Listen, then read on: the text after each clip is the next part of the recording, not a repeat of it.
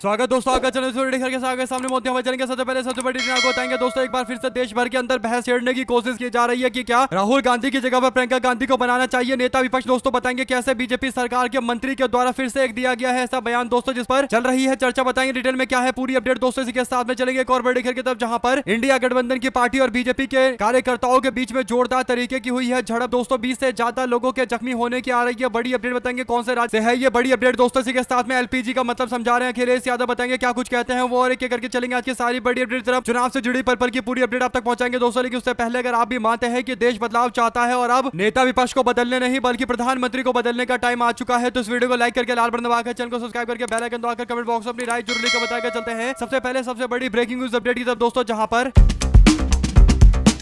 पिछले कई दिनों से लगातार भारतीय जनता पार्टी नेता विपक्ष राहुल गांधी को निशाने पर ले रही है। दोस्तों एक बार फिर से बीजेपी ने अपनी पुरानी रणनीति पर आगे बढ़ते हुए अपने नेता मंत्री को आगे किया है। दोस्तों भारतीय जनता पार्टी के केंद्रीय मंत्री किरण रिजिजू ने एक बार फिर से राहुल गांधी और प्रियंका गांधी के बीच में विवाद खड़ा करने की कोशिश की है। राहुल गांधी और प्रियंका गांधी को लेकर बयान देते हुए बीजेपी के नेता किरण रिजिजू ने कहा कि अगर राहुल गांधी की जगह प्रियंका गांधी नेता विपक्ष होती तो संसद की कार्रवाई आराम से चल रही होती और संसद के अंदर कई तरीके के काम किए गए होते। राहुल गांधी एक एजेंडे को लेकर आगे बढ़ रहे हैं, एक एजेंडे से प्रेरित है। भाजपा का नेता किरण रिजिजू आगे बोलता है कि कांग्रेस पार्टी को बतौर नेता विपक्ष के तौर पर राहुल गांधी की जगह प्रियंका गांधी को आगे करना चाहिए। दोस्तों और बार बार बीजेपी के लोग इस तरीके का कार्ड फेंकने की कोशिश कर रहे हैं क्योंकि भाजपा को लग रहा है कि इससे कांग्रेस पार्टी के अंदर बहस शुरू हो जाएगी और राहुल गांधी और प्रियंका गांधी के बीच में पार्टी डिवाइड हो जाएगी, यानी दो अलग अलग खेमों में बढ़ जाएगी। दोस्तों लेकिन भारतीय जनता पार्टी के लोग इससे पहले भी बार बार इस तरीके का प्रयास कर चुके हैं, हर बार विफलता मिली है, एक बार फिर से विफल होते हुए नजर आ रहे हैं। दोस्तों ऐसे में राहुल गांधी परिपक्व नहीं है, ये बयान देकर किरण रिजिजू बहस छेड़ने की कोशिश कर रहे हैं। अगर आप भी मानते हैं कि ये कांग्रेस पार्टी के अंदर आपसी फूट की पूरी कोशिश है भाजपा के मंत्रियों के द्वारा और ये बिल्कुल नहीं होने वाला क्योंकि राहुल गांधी नेता विपक्ष है और रहेंगे। और रही बात प्रियंका गांधी की तो उन्होंने अकेले भारतीय जनता पार्टी को लगातार संसद भवन के अंदर बैकफुट पर धकेला हुआ है। दोस्तों यहां तक कि नरेंद्र मोदी प्रियंका गांधी और महिला सांसदों से डरकर भाषण देने के लिए भी नहीं आए थे। तो प्रियंका गांधी से जब बीजेपी के लोग पहले ही इतना डरते हैं तो उनको किसी पोस्ट की जरूरत नहीं है। अगर आप भी इस बात से इत्तेफाक रखते हैं और मानते हैं कि ये कांग्रेस पार्टी के अंदर आंतरिक बहस छेड़ने की एक कोशिश है जिसका कांग्रेस पार्टी सही तरीके से जवाब दे रही है तो अपनी राय जरूर लिखकर बताएगा। दोस्तों चलते हैं एक और बड़ी अपडेट की तरफ जहां पर 20 से ज्यादा कार्यकर्ता हिंसा में बुरी तरीके से चपेट में आ गए। दोस्तों अपडेट यह है कि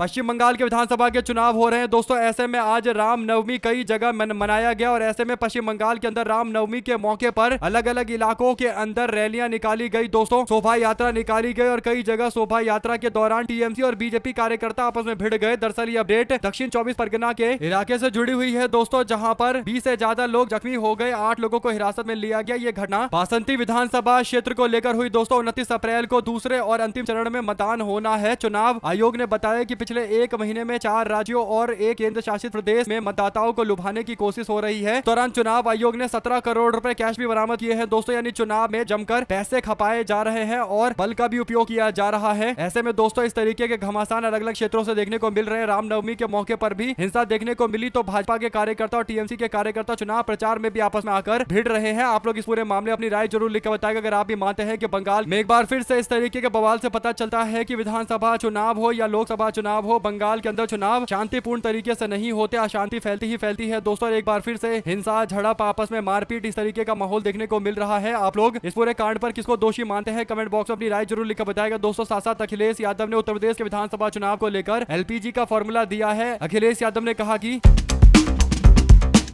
एलपीजी का मतलब होता है लापता गैस और उन्होंने आगे कहा कि बीजेपी ने लाइन के अलावा जनता को कुछ दिया ही नहीं है। उत्तर प्रदेश में गैस एजेंसियों के सामने लंबी लंबी कतारों को लेकर अखिलेश यादव ने बीजेपी पर तंज कसा। दोस्तों उन्होंने बीजेपी सरकार की योजना को लेकर निशाना साधते हुए कहा कि भाजपा ने केवल जनता को लाइन में लगाया है और मुख्यालय में पत्रकारों को संबोधित कर रहे थे। उन्होंने आरोप लगाया कि सरकार ने एलपीजी संकट को लेकर कोई तैयारी नहीं की है और अब 14 किलोग्राम वाले सिलेंडर में 10 किलोग्राम गैस मिल रही है। अखिलेश यादव ने कहा कि उत्तर प्रदेश में एलपीजी का मतलब लापता गैस हो गई है। गैस ना मिलने से लोगों को खाना बनाने के लिए चूल्हे का सहारा लेना पड़ रहा है। उन्होंने कहा कि एक कचौरी, एक समोसा, अब गैस पर ना रहा भरोसा। अखिलेश यादव ने व्यंग्यात्मक लहजे में कहा कि सुना है कोयले पर चाय और रोटी अच्छी बनती है, कई लोग स्मोक्ड फूड पसंद करते हैं। उन्होंने कहा कि पड़ोसी देशों में ऊर्जा बचत के लिए कदम उठाना शुरू कर दिया गया है, लेकिन हमारे देश में ऐसे प्रयास नहीं होते। अगर आप भी मानते हैं दोस्तों कि अखिलेश यादव एकदम जनता से जुड़े मुद्दे उठाते हैं और एलपीजी मामले को लेकर लगातार भाजपा सरकार से सवाल पूछ रहे हैं, क्योंकि उत्तर प्रदेश के अंदर जनता सबसे ज्यादा परेशान है। गैस सिलेंडर को लेकर लंबी लंबी कतारें देखने को मिल रही है और कोई इसका जवाब देने वाला नहीं है। और यहाँ तक कि गैस की कीमतों में बढ़ोतरी देखने को मिल रही है और गैस का जो क्वांटिटी है दोस्तों 14 किलोग्राम वाला था गैस का सिलेंडर, उसमें 10 किलोग्राम गैस दिया जा रहा है। ये भी एक बड़ी बात है। आप लोग इस पूरे मामले अपनी राय जरूर लिखकर बताएगा और ज्यादा से ज्यादा वीडियो को शेयर कीजिएगा। साथ साथ चलते हैं एक और बड़ी खबर की तरफ, जहां पर मोदी ईरान जंग को लेकर मुख्यमंत्रियों की बैठक कर सकते हैं। दोस्तों जो अपडेट है वो ये की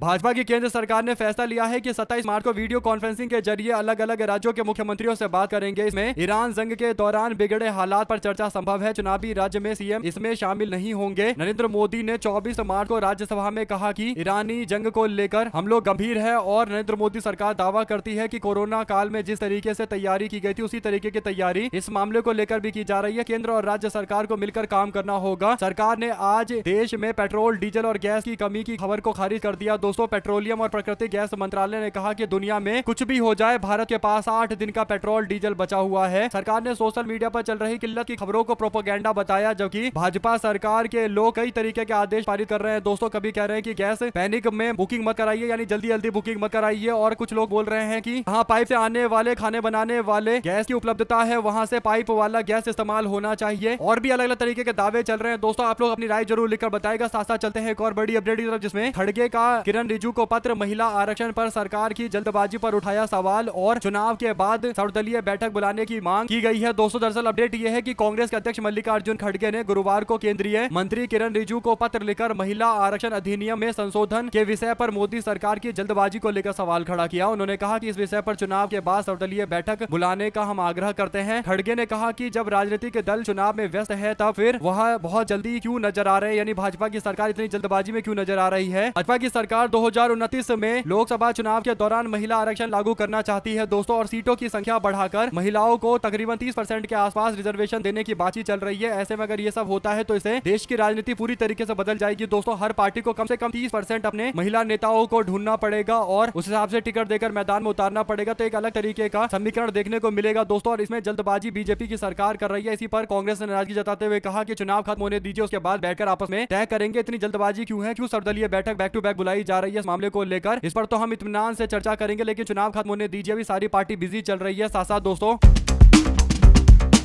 पश्चिम बंगाल के विधानसभा चुनाव को लेकर सियासी सरगर्मियां तेज हो गई है। राजनीतिक दलों ने चुनावों में अपनी पूरी ताकत झोंक दी है दोस्तों। इस बीच बीजेपी की केंद्रीय चुनाव समिति ने पश्चिम बंगाल चुनाव 2026 के लिए उम्मीदवारों की तीसरी लिस्ट जारी कर दी है। इस लिस्ट में 19 प्रत्याशियों के नाम की घोषणा की गई है दोस्तों। पार्टी ने पूर्व एनएसजी कमांडो और आरजीकर मेडिकल पीड़िता की मां को चुनावी मैदान में उतारने का फैसला लिया है दोस्तों। पार्टी ने कूच बिहार, राजगंज के साथ साथ इस्लामपुर और हिमताबाद, इंग्लिश बाजार, शांतिपुर, पानीहाटी और हावड़ा मध्य के साथ साथ उत्तरपाड़ा, सिंगूर, चंदन नगर के साथ साथ चुनचुड़ा, हरिपाल और तमलुक, मोदनीपुर और पूर्व स्थली, दक्षिणी और कटवा, सैंथिया और नलहाटी में शामिल है दोस्तों। ऐसे में सारे के सारे विधानसभा क्षेत्र को लेकर उम्मीदवार जो उतारे गए हैं, लेकिन इसमें सबसे बड़ी बात यह है कि पानीहाटी से रत्ना देवनाथ को मैदान में उतारा गया है, जो आरजीकर मेडिकल कॉलेज में पीड़िता थी दोस्तों। उनकी मां है, यानी न्याय की बात करते हुए चुनावी मैदान में उतरी है और कह रही है कि मुझे टीएमसी को सरकार से बाहर करना है, टीएमसी को सत्ता से बाहर करना मेरा लक्ष्य है। ऐसे में दोस्तों बीजेपी ने जो 19 प्रत्याशी उतारे हैं उसमें आरजीकर मेडिकल कॉलेज की जो पीड़िता थी, जो मृतक थी दोस्तों, उनकी मां को मैदान में उतारने पर कई तरीके की चर्चाएं चल रही है। कुछ लोगों का मानना है कि भाजपा कोशिश कर रही है कि महिला वोट बीजेपी के साथ में आ जाए, खासकर आरजीकर मेडिकल कॉलेज को लेकर जिस तरीके का बंगाल में विरोध प्रदर्शन हुआ था दोस्तों। बीजेपी उम्मीद जता रही है कि लोगों को वो याद होगा तो लोग ममता बनर्जी से हटकर बीजेपी को वोट करेंगे। लेकिन भारतीय जनता पार्टी के नेताओं के इतने कांड देश भर के अंदर सामने आ रहे हैं दोस्तों की बीजेपी वाले इस मामले पर कुछ भी जाकर बोले, जनता भाजपा पर भरोसा तो करेगी नहीं, क्योंकि देश भर के अंदर इतने मामले सामने आ चुके हैं कि अब लिमिट पार हो चुकी है। महिला सुरक्षा और बीजेपी दोनों एक दूसरे के अपोजिट है दोस्तों, एक दूसरे के उल्टे हैं। आप लोग की जो भी राय है लेकर जरूर बताएगा। ज्यादा से ज्यादा वीडियो को शेयर कीजिएगा। हमारे साथ लगातार जुड़े दोस्तों का बहुत बहुत धन्यवाद। देख रहे थे आपका जय हिंद, जय भारत। ज्यादा से ज्यादा वीडियो को शेयर किया।